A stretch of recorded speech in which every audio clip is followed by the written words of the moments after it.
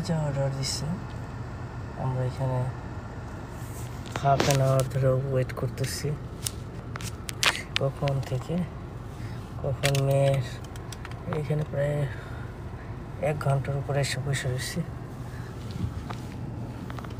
কি লাভ হলো এখানে এসে, মেয়ে কখন পিজা হবে, পিজার দোকানে এত দেরি হইতেছে পিজা যে কি আর বলবো। খুব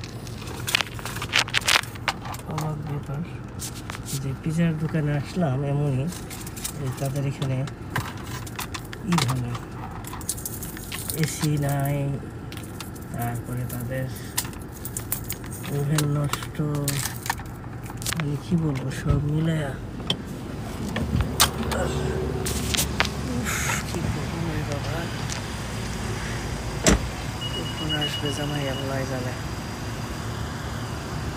এই দোকানটাতে এটা হলো কি ডাম ফ্রিজ না ফেডিস বার কি পড়ছে, ডাম ফ্রিজে পড়ছে।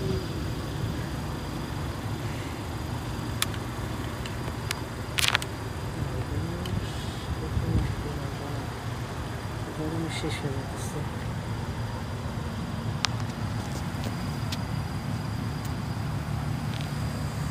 সহ্য করা যায় না। কি জানো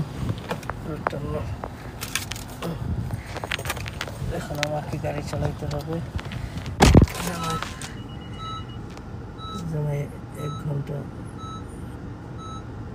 ঘন্টা গাড়ি চালাইছে, টায়ার্ড। এখন আমাকে গাড়ি চালাইতে হবে। তো আমি ড্রাইভিং সিটে বসলাম, গাড়ি চালানোর জন্য কোনো হইতেছে না। আল্লাহ আমার সে কখন থেকে এখানে বসে রয়েছি আমরা। 12 o'clock বেজে গেলো, 1 hour হয়ে গেলো, এখানেই চলে গেল। আর 1.5 hour লাগবে মেয়ের এখানে পৌঁছাইতে।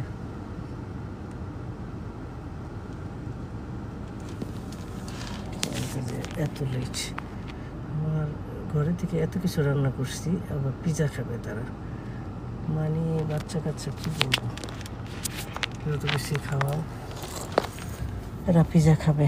পিজা এদের প্রিয় খাবার, পিজা বার্গার হচ্ছে ওদের বেস্ট খাবার। আমাদের মতো ভাত তরকারি ওদের খাবার না, প্রফেশনালি খায়।